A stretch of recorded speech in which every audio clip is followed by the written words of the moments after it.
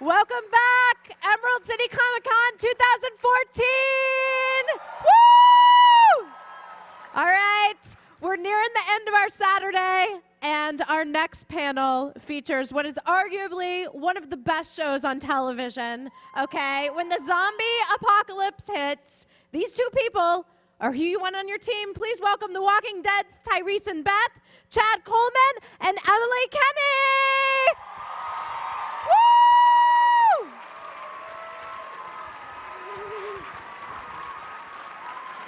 So many people. Yes.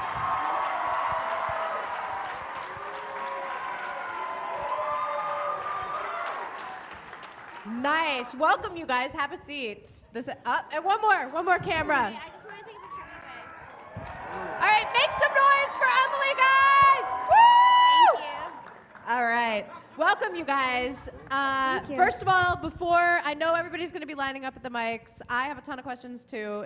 It seriously is like one of probably my favorite show. I'm not afraid to say it. It's my favorite show. But we can't ask anything about the season finale, so don't even try. Don't waste anyone's time. We all had to sign big contracts that we wouldn't talk about it, especially these two. So please, it'll just be awkward and embarrassing if I have to say we can't answer that question for them. So no questions about the finale. Got it? All right, what's going on here? Oh, nothing. I was just reading a sign. Yeah, what does that say? I don't know if I can say it out loud. What does it say? Yeah. All right, Chad and Emily. Yes. This is, I mean, this show has begun just like a pop culture. It's just become a phenomenon. When you guys got involved, did you realize the impact it had on, first of all, gathering fans and in fandom, and secondly, sort of the morality and the philosophy that the show kind of centers around, and how that facilitated discussion? Chad's making me go first. Here, you No, you spoke as a person. No, I'll go first. No, when I first got onto the show, it was right after season 1. There had only been 6 episodes, and I know it was still sort of gaining, really gaining popularity. Maybe not as many people in the mainstream, or it didn't quite have the viewership that it has right now. Right. It still had a big audience, but not what it is now. And I was coming in as a recurring role, and I had no idea it would become such a huge part of my life. That was almost 3 years ago now. So all these people have become my friends, and I spend so much time, in Atlanta, and so I didn't know what a huge effect it would have on my life. And I think I've seen the show grow, and I've seen, just in my everyday life, meeting fans and Yeah. Well, it's a good point. The first season was a shortened season. Mm-hmm. Nobody really knew it was going to take off the way it did, and a lot of people rediscovered the show after. It was a word of mouth type thing. So that makes a lot of sense. Yeah. What about you, Chad? I think initially, whenever your agents are fans of a show, Yeah. So that was huge right away. My agents were fans of the show, and they're like, this is huge. And then I went online, and saw, this phenomenon going on, and I was like, wow. But what's been really amazing is that it's continued to gain momentum, and it's just this huge snowball now that I don't think any of us saw, because like talking to Andrew, with them being there at the inception, they're going wild now, So we didn't know it was going to explode to this degree, but and so we're just excited to see where it's going to go. But for me, I came in recurring too, and I went to my first episode. I went to the airport in Boston, 4 a.m, Right. and I had TSA agents chasing me through the airport. That's Tyrese, and I was like, damn. That was 1 episode. Right. So this is gonna be crazy. Well, that's the thing about the show is there's a way that the characters are integrated, so you have to pay attention because you're never sure how they're going to be, how they're going to further the plot line or how much they're going to be involved. Like you said, you both came on as reoccurring, and now obviously storylines are centering around you guys. So, all right. And the other thing though, like Yeah. you were saying, Hats off to Robert Kirkman, with everything he's done with the comic, for sure, and not being afraid to wrestle with the big questions. That's what I really, really, really love about the show. I mean, the way he balances, the gore with these huge life questions. Right. I think that's awesome.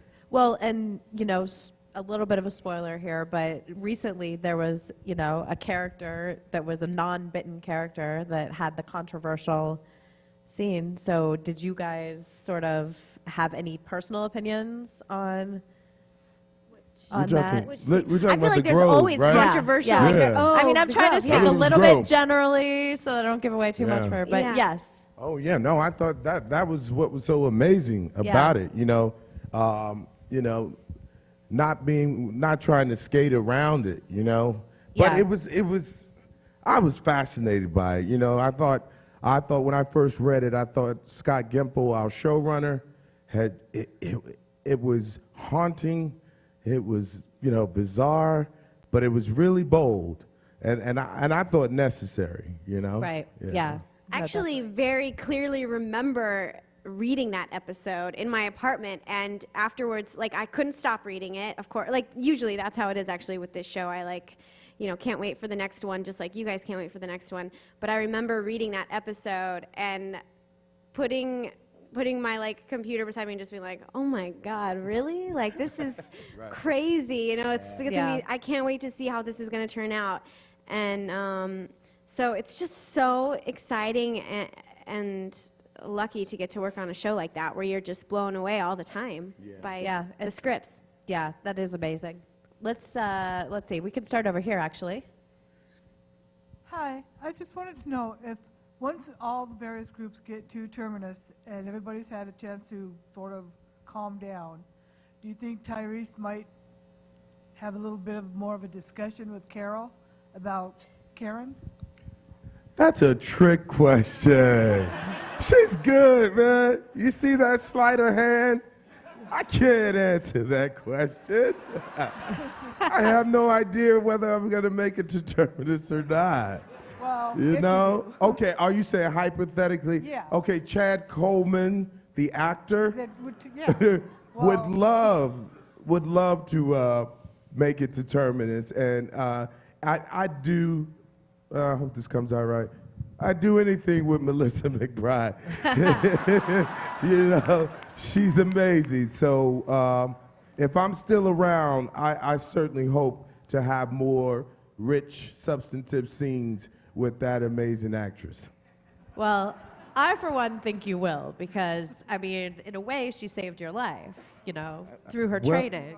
Well said. Yeah, well I mean, said. let's break it down. That did happen. I said that, I mean, she also taught me. She taught me a lot. Uh-huh. I was just, that's part of what I was floored with how Scott weaved it to where the very person that many people thought I would destroy, I forgave. Right. Because in that moment, she gave me so much more, as far as I'm concerned, to be able to survive in this world. We can have all sorts of ideas about what morality is and what lines we don't cross, but the rules of engagement in a post-apocalyptic world are different. And in order to effectively survive, you got to have the strength of Carol. To me, that's just how I feel. And I felt that she really helped me mature. I think Tyrese would be a much better leader, for those experiences that he had with Carol. Yes, I agree. And I'm a big Carol fan, so See, I I was... can read your mind. I knew. Yeah, exactly. No, she gave me those answers in the back. She told me what to say.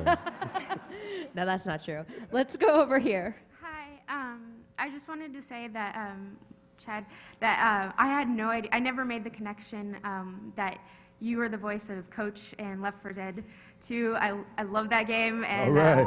I played the add-on where he's Batman, so I just thought I'd share that with you. Okay. It's really funny, and I was super sad that the little girls were lost. It was like, oh, he lost his little ducklings because we called him the mother like hen because he had all the kids that he was taking care of. Daddy daycare. And and Emily, I am so stressed about your character and anxious and everything. And I don't know if it's the floor shaking or if I'm just nervous. Try not to stutter, but I love you guys. And I was just wondering, do you ever watch the show and think, that's not how I would do it? If I was in this situation, I would do this. And do you try to bring any of those things into your characters or anything like that? Well, in real life, I think, let me translate. I think in real life, if there were apocalypse, what would you do? Would you do what your characters are doing, or would you have a different plan of attack? Wow, you know, I you know what? I try to be so bold and brash, you know. I mean, that's a huge question, you know what I mean? It is. Sorry.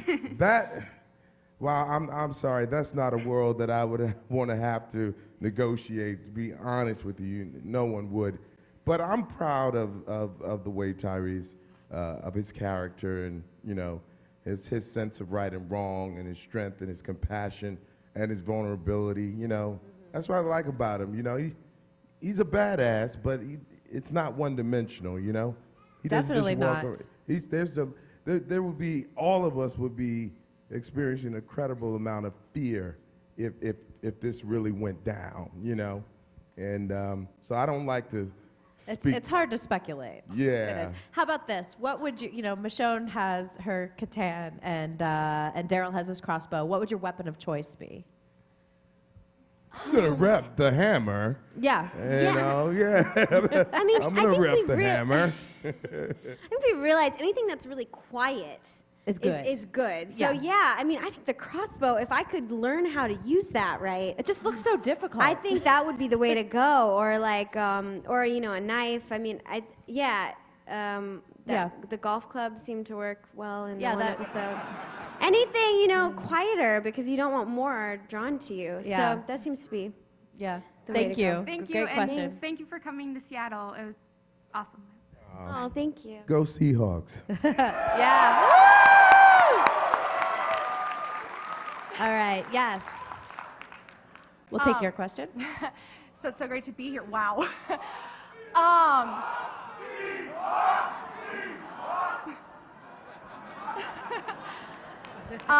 First of all, huge fan of the show. Been there since the start, luckily. Wow, it's crazy to be up here. Sorry.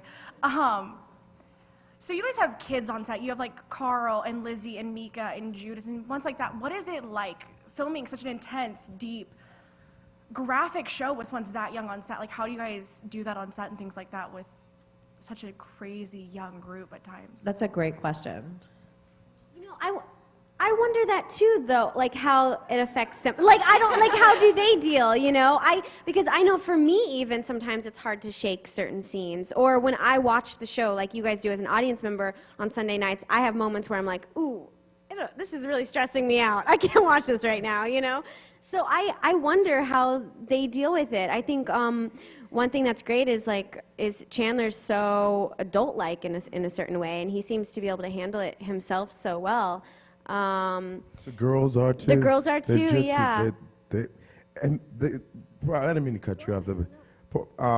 You know, it's a part of the gift of acting too, though. You know, I mean, it's something inside us, and even the little ones.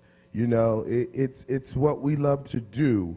So the girls are again, just like Chandler, scarily adult. I mean, if you could hear what Kayla and Brighton had to say about the script when they read it, you know, it would blow you away. So they were always game and ready to go, but we, the director, producers, everybody, we protected them as well, you know. We got, like, he made it playful before. He kept it light, you know. Yeah. Mike Satrasemis, he kept it light. He kept the girls saying action and made them like little directors and things. So he did things to make it light. So when we went into those dark places, they were okay with it, you know. We were all aware. We were all aware. But I'm telling you, it will blow you away just to hear these young girls talk about the script. Well, their performances are fantastic. Amazing. Yeah, definitely. Great question. Thank you. Yes. Hi, I wanted to say I love you both. You're like amazing, and I love the show a lot. And this question is for Emily. How did you feel a couple episodes ago? How did you feel that people like outside of the show were kind of pairing you and your character and Norman's character like as a couple, sort of saying that your age differences? How did you feel about that? Yeah, I think. How do I feel about? You know, no, it's like people tweet at you or the social media, and everyone has their comments, or I wish the show would have done this, or I think you should be with Beth and Daryl should be together, or they shouldn't be together. You know, you guys all have your reactions to it, and I think you should. You know, everyone's gonna have different reactions to the story that's going on, and I really try to just stay true to the script and to. You know, what Beth is going through, and in this post-apocalyptic world, you know, anything could happen, and I think it's so great that they've found each other and they are this team, and that she was able to open up to someone, and I think it's so great that Daryl was able to get to know Beth on a deeper level. So for me, it was all exciting and fun, and I welcome any reaction. You know, just to have an audience is so, for the work that you work on, is so awesome. So, you know, be upset that, you know, that those two are paired together, or be excited and happy, like have whatever reaction you want, like have fun with the show. Like no reaction really makes me super upset, you know what I mean? Thank you. And we're watching you grow up too, in a way, not in the same degree as Chandler, Yeah. but you are, you know, we're watching you grow and mature, so that has to be a part of the equation, whether it works that way with Daryl or not. You know, she's emerging. You know, Yeah, I she's mean, growing. Beth is really at an interesting time when this whole apocalypse is happening, because she starts out as basically a teenager, a kid, and she's right at that moment where she's starting to really become an individual and become a woman. And so she's forced to step up in certain roles that maybe she wouldn't have if this hadn't happened, you know, taking care of Judith or almost caretaker type roles. But she's still a teenager, figuring out who she is and where she fits in with all these very strong people. So it's an interesting time for her, and I think that she tries on a lot of different roles in a way. Definitely. So, Okay, yes. Big fan, guys. Just a quick question. What kind of pranks have you guys pulled on set? Have you guys pulled any pranks on set?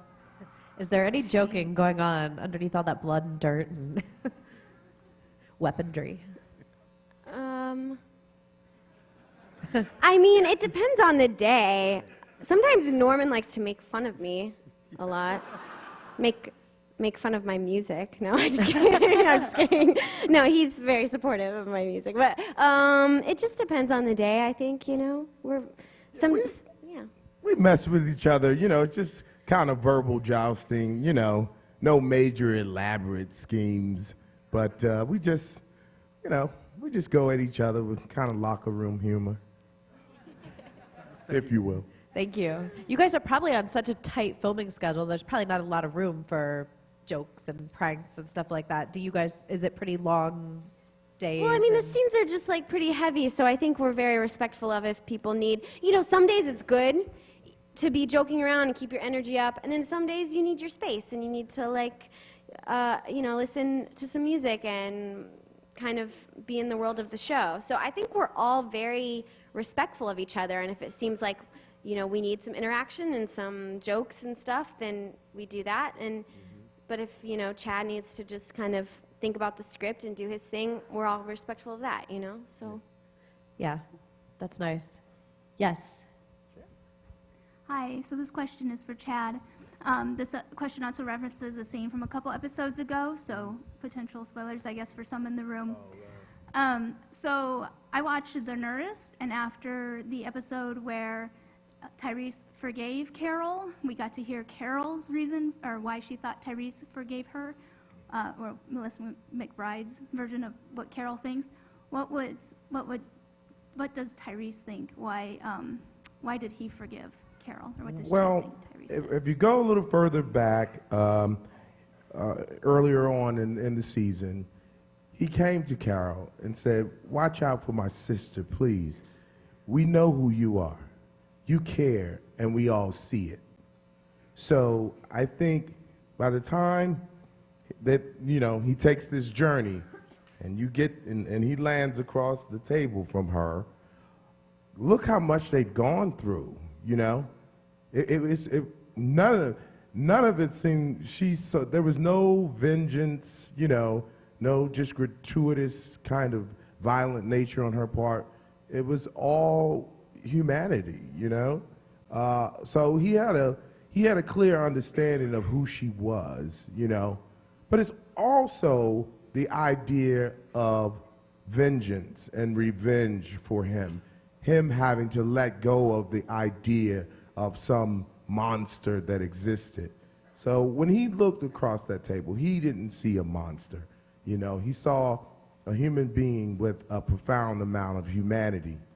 And no matter the hurt and the pain of it, or even adding the hurt and pain in, he recognized to me, I just said, that's a beautiful human being. And the complexity of it is a part of the nature of living in that world, And that's something he had to understand and grasp, It's not going to be clean and easy, It's not going to be in a cute little bow, but you still see her humanity. And you know that she's a valuable human being. So just rage and vengeance alone, it's just not going to cut it if you really want to survive and try to maintain something that's going to help you create community, And I love the fact that that's a little community right there. I feel like it was the first time that both characters were able to look at each other and appreciate the way each of them separately dealt with everything. Yeah. And they found the common ground in the differences. Absolutely. Yeah. Well said. Great question. Thank you. Yes. Hi, so first I want to say that I'm like a really big fan of the show and your guys' characters, but my question is for the both of you, and I was just wondering, aside from the characters you guys portray on the show, who's your favorite character? Ooh, other favorite characters on the show. This is being recorded, right? Everyone, right? Yeah. He loves everyone. Exactly. I don't like to choose. It's hard. You know, It's very because Depends on the week, this is a hell of right? a, these are incredible actors. So I just don't like to choose. Well, when I was just from the first season, I loved Andrea's character. So I liked her a lot. And then now, of course, I like Daryl. That's my favorite. And Tyrese. Yeah, there you go. Tyrese is my favorite. Well, you guys had your answers right here. Thank you. Thank you very much. Yes. Hey guys, so my question is for both of you, and I kind of ask myself this question every time, but with every episode, I always change the answer because the characters just are always surprising you. If it was present day zombie apocalypse and you had to partner up with one person, who would it be? Ooh. You mean partner up with one person from the show, right? Yeah, one of the characters. Okay. Okay. Well, mine would be Daryl. I'll just put it out there. Yeah, I'd say, oh man. I think Daryl. Yeah. So far, well, actually, I don't know. Michonne. Oh, yeah. Thank you. Yeah, Michonne's pretty amazing. Yeah, Michonne's Yeah. no, she's so badass. Yeah, she's amazing. Amazing. Yes. Hi. I just want to thank you both for coming to Seattle. It's been such a pleasure meeting both of you. My question is for Emily. So if it had been Beth and Tyrese rather than Tyrese and Carol, do you think that Beth could have handled Lizzie the same way that Carol did? Wow, what a question. I can't wait to hear this. Emily? I don't think that Beth has been through the same things as Carol, and I think it would take. I think it would take different things to make her do the same, to have the same reaction. So I don't think they would have done the same things. But Thank you. Thank you. Yeah, it's crazy. You got to recognize just how dangerous Lizzie really was to herself and any sense of community, And it's heartbreaking that, this post-apocalyptic world warped this little girl's mind. And on one level, when I look at it, it's a childlike trying to find a solution to an amazingly macabre problem. And her little mind, that's all she could do with it. Wouldn't it be great if what she believed was real? Right. That would solve a lot of problems. But it's incredibly dangerous to trying to go forward in community, She was trying to apply logic to the illogical. Exactly. Yeah. Exactly. So I have a question. Obviously, we touched a little bit on the fact that The Walking Dead is based on the comics. Did you guys, when you first got involved with the show, did you read the comics to kind of see, where your characters were going, or what was had you read them before? I knew of the comics, and when I first got the job, I went and got the comics and started reading them and stuff. But yeah, that's about just to see what Obviously, Robert Kirkman is involved with the show and the comics, and but yeah, I was looking and there was no Beth. So I was You're very like, wait a minute. no. I was like, I got to see what's going to happen to my character, but there's no way of knowing. There's really no way of guessing or knowing now. So, but yeah. Yeah. I wasn't aware of it, and then I went online and I saw Tyrese, and I was like, that's me. And then of course I started to read, but they were at that stage of the game, they were very much like, listen, it's fine to read it, but trust us. We're divergent. Right. Yeah. Robert is here. Whatever we need to fill you in on, you'll know exactly what you need to know, and we're going to go in different directions as well. So just trust us, Yeah. and it'll be okay. That's awesome. That's awesome. Yes. Hi, I'm a huge fan of the show, and I was just wondering, like, on the set, like not in the show, it was obviously touching, but how did it feel with everyone when Herschel's character died? Oh, man, come on. First of all, I'll let you guys in on a little something. We got a phone call, and Everyone in the cast got a phone call. we got a phone call, so we knew it was coming, but it was like a Mack truck hit me, because I love him. That was a horrible scene. Yeah, too. And it was weird for me in a couple different ways too, because Scott is just a tremendous actor and a tremendous human being, and I love being in his presence. But also, speaking of the comic book, the way he was killed is actually the way Tyrese was killed in the comic book. So there was a little selfish, like, phew, okay. That's wrong, right? Yeah. But there was this little thing in me that was like, oh, okay, well, I know I'm not going to die that way. Yeah. But I was floored. I was floored. So I was on the phone with Scott, and this gas came out of me, and Scott was like, Chad, are you all right? The showrunner. He said, are you all right? I couldn't speak. Yeah. When, so, and then the way it played out was just as horrific. So. Yeah. It was you guys were, that day? Whoa, this one? Oh. Her and Lauren? Oh my God, they were in it. See, that's one of those times where you're not joking around, but to see you guys, the way you played it was just, awesome. Any thoughts on? I mean, that's a horrible. I mean, especially for your character. I mean, just all around was just an awful scene to act in. How did you deal with that? Yeah, I mean, it wasn't. That was a really hard couple of days. We filmed it in actually two separate days. And it was hard for like Beth the character, and then it was hard for me and Lauren too, I think, because you do start to become family with these people. And I still remember the first weekend meeting Lauren and Scott and we had a little family dinner, and you know, so it's really, it's still hard. I wish that he was still in the show. So. Yeah. All right, Thank you. Yes. Hi.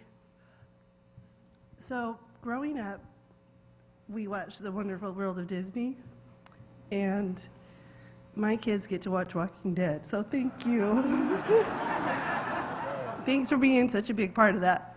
My question is, I love Carol and Daryl together, but after this last episode, I'm okay with Tyrese and Carol together. And since Pookie is taken, what do you think your pet name would be that Carol would use?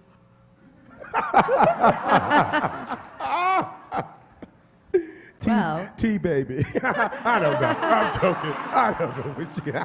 I don't know. Sugar bear. I don't know. Okay. To be determined. I can't wait to find out. Thank you. Yes, let's go over here. How you guys doing? I just wanted to ask you what kind of stuff that you don't really like about your job, like going to work every day, or stuff that you do during the scenes that you're like, oh man, over and over again the same thing, or stuff like that. What kind of? The heat. The humidity is crazy down there. I don't like that. You know, It's funny because the things that I'll complain about or things that maybe you would think you don't like I want to say, well, you know, we film away from where my home is, where New York City is, where like all my friends are, so I don't get to stay connected with them in the same way when maybe I'm doing a show that's in New York City, or, you know, like there's, like I don't necessarily love that, but the great thing about it is that then there's a focus to the show that is really special and great, and then I become great friends with the cast, and there's something about Georgia that I've really started to love, and I'll even be like, oh, I want to go down to Atlanta this weekend. It's so calm there, or, you know. So it's funny because the things that I don't like end up being things that I also love. You know, like the heat and humidity, I don't love, but there's something about that helps you like get into character, and like, you know, you physically feel sort of miserable, so it's not like you have to act. You don't have to, you know, you don't have to like act that you feel miserable. You already feel that way. Like you already feel like hot and sweaty. So I don't know. It's really hard because there's the things that are crazy about the show that you could complain about are also things that are sort of what make it special. What make it special and exciting, and you know. I think. What's yeah, that? right. She said you are so Beth. Oh. Compliment. Good. The other thing I'm still wrestling with is just, you know, the not knowing when your time may come. I'm still trying to, you know, deal with it in a way that's, you know, proactive for me. But it's hard, you know? Yeah, there was one time I thought you were gone a couple episodes ago in the corridor of the prison. Yeah, okay. Yeah, I was like, he's gone, it's over. Well, and just, I mean, of course you don't want the show, like your job to end and all of that. And like that you just love acting on a great show. But there's also just the practicality of it. Like it's very hard to plan our lives. Like I know me and Chad are always like, oh, well, if we do that, like, you know, you can't, it's very difficult to make a certain amount of plans, and it's sort of always like that as an actor because you never know what job is next, but it's very difficult to plan your life. And then, like, when you don't have a job and you're just in the struggle, that's one thing. But when you have this amazing job, you know, you do get attached, you know? You do get attached. Yeah, of course. Definitely. What's the, aside from the walkers, what's the makeup process like for you guys? Is it just like, boom, you're done? I mean, is there any long hair and makeup process, or very simple? What you said is me all the way. Yeah. She jokes, makeup and hair, they joke with me all the time. Yeah. He's like, God, you're such a diva. You just, You take so much because I literally just walk and stick my head in the door. Say, They're like, okay, "You're good." You're good. So, true. Yeah. Nothing going down over here.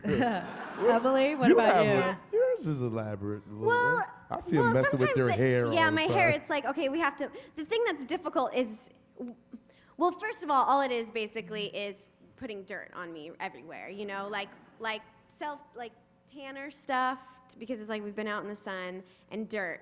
And then messing up my hair. But then what becomes difficult is matching it the next day. So we're gonna go back to the scene we did yesterday. Now, how exactly was that like knot in your hair over here? Or like, you know, where was that streak of dirt? So that becomes like matching that. But as far as, you know, glam, it's pretty much just it's me with dirt.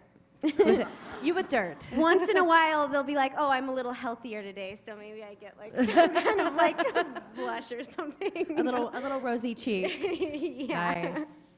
Nice. Let's see. Okay, yes, we'll take your question. Good evening, guys, and welcome. My question pertained to the divergence in between comics and the actual series. What are your feelings in regards to those divergences?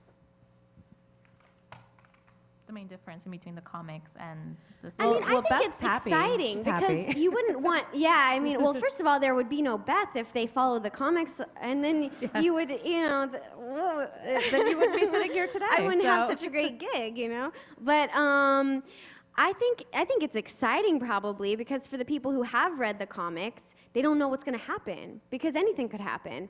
So you're not just following a guideline, you know, that you could go and read and figure out what's going to happen next. Like, I think it makes it exciting because it makes it its own thing. So if you're a fan of the comics, you can watch this and still be surprised. Yeah, and it creates dialogue, you know. For those who are comic fans, they can have a great conversation with, well, it was supposed to happen like this character's the one who, they can't believe it. You know, it just creates juicy dialogue, which you realize this show does that so well, you know. It's always something to talk about. Absolutely. Thank you. Thank you. Yes. Hi there. So there's a lot of dark, there's a lot of dark Very good. themes to the show, and I'm wondering, as actors, do you ever take away anything from that? Like, I know there was in season 2, Beth had some problems with self-harm, and I'm just wondering if it's like, I can't be the same after that. Not just specifically that, but. I would say that all the moments that we go through, they definitely stick with me in a certain way. You know, since I've been with this character for so long, I feel like I've gotten to know Beth in a certain way, and I definitely take elements from things I've been through and to the character. So yeah, they stick with me. I feel like.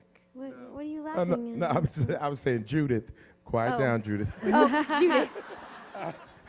I agree. I think I have to be really mindful to kind of decompress, you know, and I don't think I did that this year as much as I should have, you know. Right. We all, you know, I know my job as an actor and I love it, and sometimes I get, you know, I'm not acknowledging that it's sticking with me. And then I realized, oh, that's what was wrong with me, you know. I was still feeling the pangs of, you know, of those scenes. So I think I have to do a better job of being mindful to decompress and make sure I'm letting that stuff out, you know, and letting it go. It's a heavy show. And you know, I was just talking to Lori, you know, and that's what she said, too. She's like, God, I'm going to do a comedy, you know. She's like, no, she didn't want to get killed off, but after, she said, I got to do a comedy. Because after all that time, under all that kind of grief and emotional weight, you know, yeah, you got to find ways to. But see, this is the singer over here. She's got her creative outlet, so that probably helps you. Yes, So, Emily, you tell us know. quickly about your singing, and you have your second album out, and let's hear about all that. Oh yeah, during our hiatus, I've been doing a lot of touring, and last week, it was the 18th, I released Expired Love, and it actually has one of the songs I sang in the show, Be Good, is on the album as well. So And how can did check you, it out. you helped write the song for the show? No, well, I write all my own songs, but that particular song, I was a fan of this girl, Waxahachie, and maybe you don't know her, Katie Kirchfield, and she's a singer-songwriter from Brooklyn. And I did actually help pick out that song for that moment. And I loved the song so much, so I had already wanted to do kind of my own version of it. If you've listened to her music at all, my music's very different, even though I love her music. It's a very different sound. So I really wanted a chance to kind of do my own version. And then in the show, it's even another version, of just me at the piano. So I was excited to work on that song for sure, and I felt like it fit that moment really well, or me and Scott got to That's kind awesome. of decide on the song. Do you think you'll get to continue to sort of like integrate your music into the show and have a little say in there? I don't.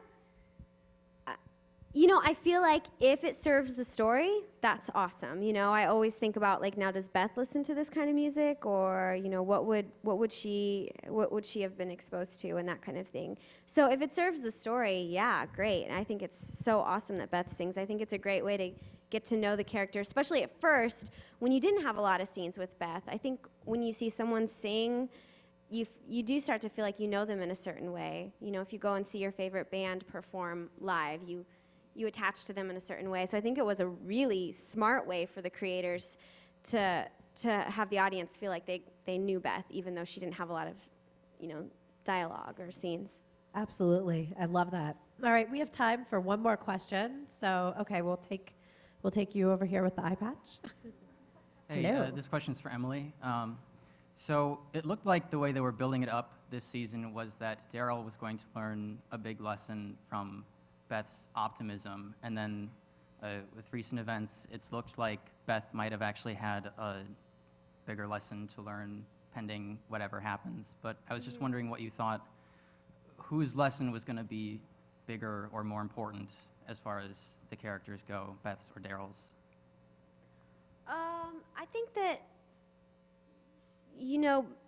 Beth and Daryl both gained a lot from each other. I don't know, they both moved forward in a certain way, and they found someone that they could connect to and open up to. So, I think, I don't know whose was bigger. They're both trying to survive and make their way in this world, and so, yeah, I'm sorry. I don't know if I answered your question, but I think they both learned a lot from each other, and so. In a show where everyone is constantly learning from each other and constantly helping each other. Thank you guys so much for sitting Thank here you. talking about The Walking Dead with us. Thank you. Thanks. Let's give it up one more time for Emily and Chad.